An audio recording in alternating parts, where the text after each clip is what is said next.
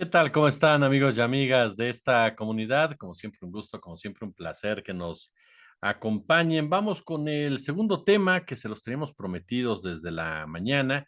Bueno, tal y como lo esperábamos, ustedes lo saben, lo compartimos aquí.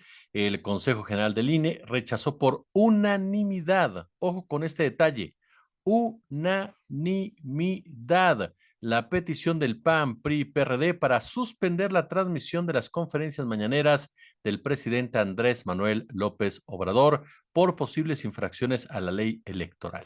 Las consejerías se pronunciaron en contra de la suspensión de las mañaneras en los términos planteados por la oposición, ya que existen precedentes del Tribunal Electoral que establecen que debe estudiarse caso por caso.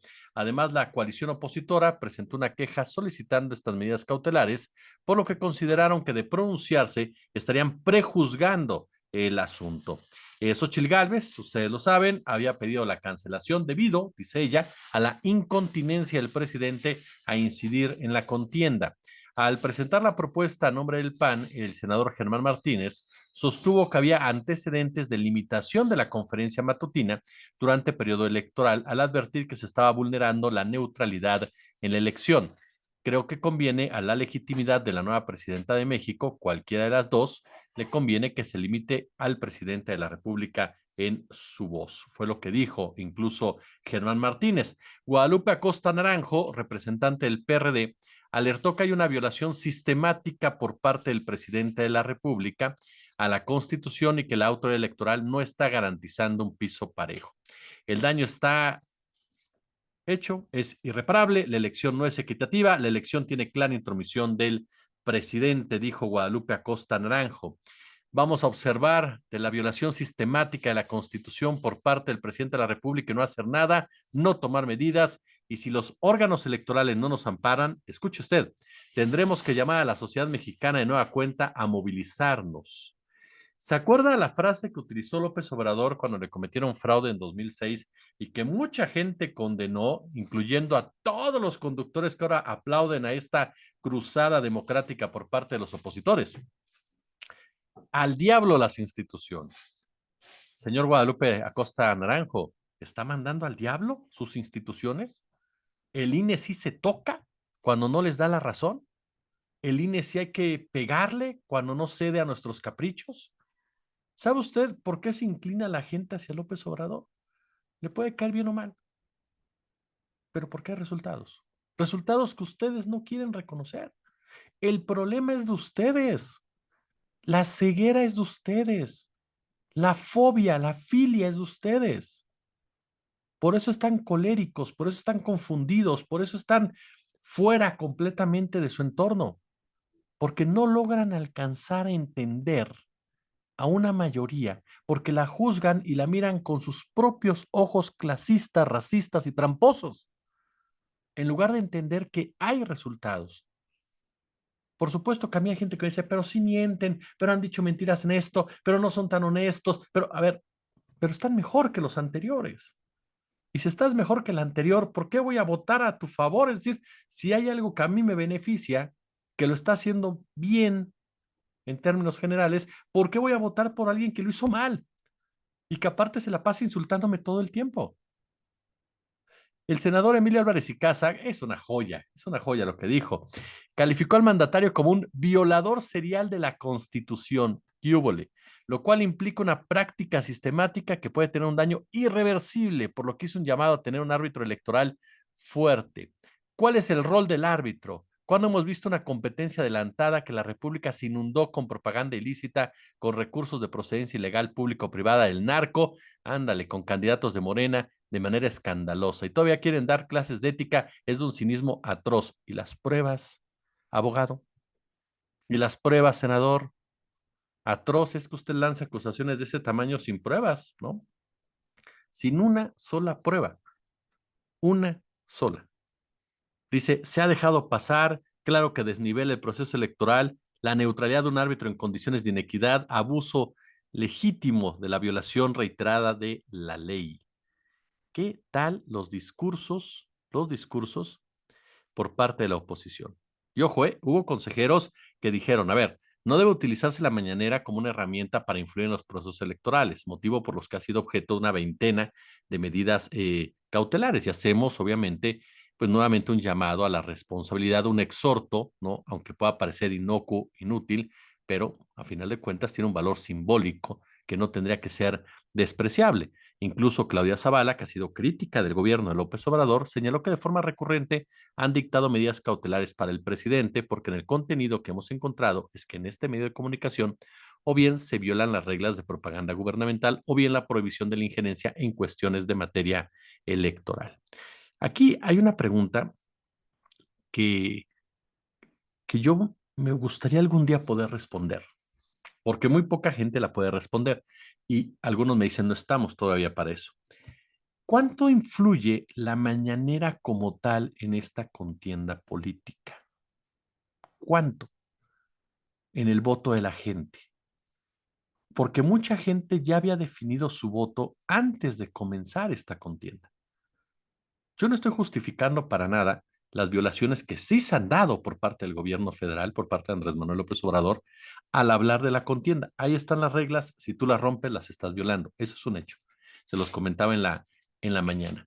Pero mi gran duda es si no le están dando más trascendencia a la oposición a la mañanera para justificar una derrota, porque la gente va a votar por una continuidad del proyecto de la 4T porque sienten que les están dando resultados, porque sienten que el gobierno ha sido positivo. Claro, hay cosas en donde se avanzó más, otras donde se avanzó menos, otras donde no se avanzó, pero en términos generales, la gente decide la continuidad de un gobierno en donde el presidente en turno tiene una alta aceptación, en donde la gente se siente representada, en donde la gente se siente escuchada, en donde la gente se siente parte de algo.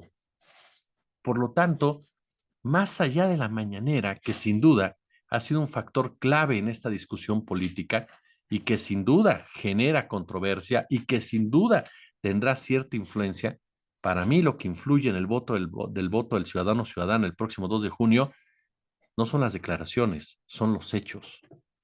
Y en ese sentido, vámonos a hechos, simplemente. Y no hablo del noticiero de la noche, TV Azteca, no.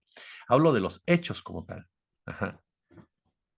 Si hay 5 millones de personas que salieron de la pobreza, lo cual no había ocurrido en México desde Lázaro Cárdenas, si hay una disminución en el número de homicidios anuales, aunque sea pequeña, se detuvo el alza y viene la disminución hacia abajo, lo cual no había ocurrido en los últimos 3 gobiernos.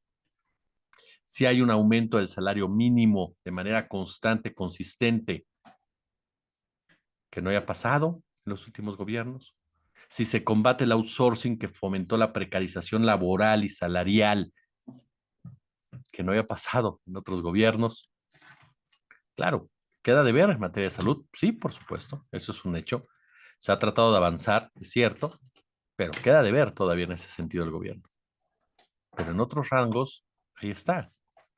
En educación pública, la discusión es por las mediciones completamente neoliberales y salinistas particularmente, que son las que permiten a algunos agarrarse de ahí para decir, es que fue un fracaso. Pero en realidad a mí me parece que en la educación pública, sin ser nada que festejar ni gritar a los 4 vientos, ni mucho menos, se están tomando medidas estratégicas para consolidarla, replantearla y potencializarla. Algo que tampoco hubo en los anteriores sexenios, en donde se trató de hundirla, hundirla, hundirla y hundirla. Entonces, en materia de corrupción, lo hemos dicho, tal vez no baste la voluntad de un solo hombre, pero aún así hay una percepción de la ciudadanía de menor corrupción. Entonces, perdón, los hechos son los que hablan. Sí, habrá gente que me diga, fallaron en esto, hay estos casos de corrupción, está el caso de Segalmex, pasó aquí, yo no lo voy a dudar, no lo voy a disculpar, pero son más las cosas buenas que las malas. Y en un entorno en como tomó el gobierno Andrés Manuel López Obrador, eso pesa. Y eso es algo que no ha querido reconocer la oposición ni sus corifeos. Ajá. ¿Cómo se tomó este país y cómo se va a entregar este país? Y eso es lo que al final te permite tener un buen o mal gobierno. Cómo lo recibes y cómo lo entregas. Y cómo lo entrega Andrés Manuel es mucho mejor que como lo recibió de Enrique Peña Nieto, y mejor que Calderón, y mejor que Vicente Fox Quesada. Entonces, ¿de qué estamos hablando, señores de oposición? ¿Solamente de las narrativas, de las palabras en la mañanera, o de los hechos durante 5 años que ustedes no han podido combatir ni competir porque no tienen las herramientas para ello? A final de cuentas nos topamos precisamente con una oposición, perdón que lo diga así, y ya lo platicábamos en la entrega anterior, ¿no? De una oposición racista y clasista. Mire, todos los seres humanos pertenecemos a una sola raza, a la raza humana. Una forma muy extendida de discriminación es el racismo, lo hemos comentado, que se basa en distinciones físicas como los rasgos o el color de la piel. Las personas negras, afrodescendientes, indígenas, son las más afectadas por esa forma de discriminación en nuestro país. México, lamentablemente, es escenario de esto. El racismo está muy ligado al clasismo, que es el trato diferenciado en función del nivel socioeconómico de las personas y que juega un papel de dominancia en las mismas. Las personas en situación de pobreza enfrentan no solamente la escasez de recursos económicos, sino también la marginación por parte de un sector de la sociedad. La falta de acceso a la educación, las oportunidades de trabajo, lo que crea un ciclo de pobreza imposible de superar, que es algo que no entiende la oposición y los empresarios que regularmente lo respaldan. Hay quien piensa que el objetivo de un país no debe ser reducir la desigualdad. El caso, por ejemplo, de Ricardo Salinas Pliego, de Claudio X González, de José Ángel Gurría, y de Alfonso Guajardo, ¿no? De Santiago Krill. Dicen que la desigualdad es el resultado natural del crecimiento económico y limitarla lo impediría, lo cual es una de las grandes falacias del neoliberalismo.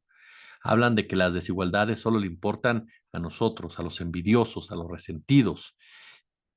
Defienden de una manera a ultranza la reducción del tamaño y presencia del Estado, cuando en realidad esto no funciona para dar un crecimiento económico. Las fuerzas del mercado no se encargan de distribuir los beneficios del crecimiento económico. Eso es mentira, ¿no? Las políticas que favorecen a los más ricos no son buenas para la economía en su conjunto.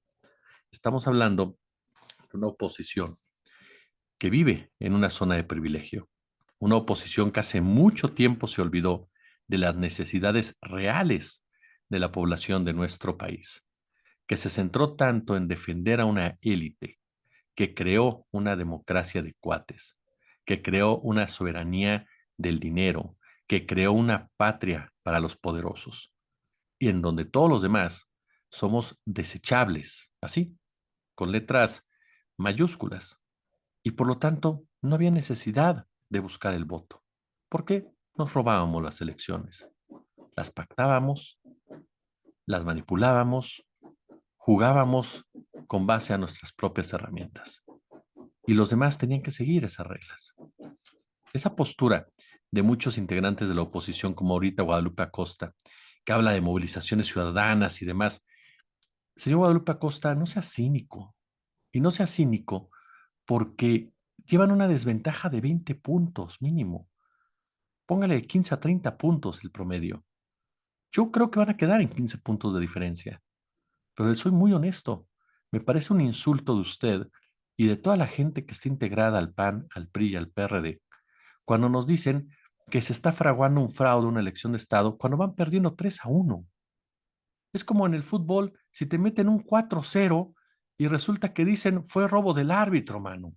Me acuerdo mucho una declaración de Ricardo Antonio Lavolpe, cuando era director técnico del Atlante, si no mal recuerdo, y le puso una zarandeada el Necaxa, pero de aquellas. Ah, no, era del Atlas. Y le puso una zarandeada el Necaxa de aquellas. Creo que le metió 7-0. Y agarra la Volpe y dice, el problema fue el árbitro. Y todos los medios se quedaron así. ¿Por qué? Porque en el séptimo gol había fuera de lugar. Así suena la oposición. Les están pateando, perdón lo coloquial, le ofrezco mil disculpas, le están pateando el trasero y en lugar de ponerse a ver por qué me están pateando el trasero, se dedican a quejarse de otro tipo de cosas para justificar una derrota, porque ese es el punto. Ya en este momento se acabó, el arroz está cocido. No quiere decir que los de Morena no salgan a votar, porque si no salen a votar se pueden llevar un susto. Pero la realidad es que el arroz a nivel federal ya está cocido. Y ellos empiezan ya a jugar con las herramientas que tienen para manchar una elección. Punto. Eso es lo que está haciendo la oposición. Nada más. Incluso siendo tan contradictoria como lo ha sido todo este proceso, en donde abiertamente nos dicen, ¿no? El INE no se toca. Ahora, sí se toca al árbitro electoral porque no nos dio la razón de suspender las mañaneras. Y lo que faltan 2 meses todavía, 2 meses de elección. ¿Y sabe usted qué va a ser lo peor? Que estamos viendo, se lo dije en la otra cápsula, una caída así de Xóchitl Gálvez, una migración de sus simpatizantes hacia otro lado, particularmente de las élites, pero vamos a ver y escuchar posiciones sumamente radicales de todo este anti-López Obradorismo, integrado particularmente por estos mayordomos pobres de derecha, quienes de una forma o de otra no pueden aceptar una derrota como la que van a vivir en los próximos días. Déjenos su comentario, déjenos su like, déjenos por supuesto su suscripción, déjenos su campanita. Si hay chance, échenos el super chat, échenos por supuesto el super gracias. Y ya lo sabe, como siempre un gusto, como siempre un verdadero, pero verdadero placer que nos acompañe y nos permita precisamente platicar con usted de todo lo que acontece a nivel nacional e internacional. Gracias y que descansen.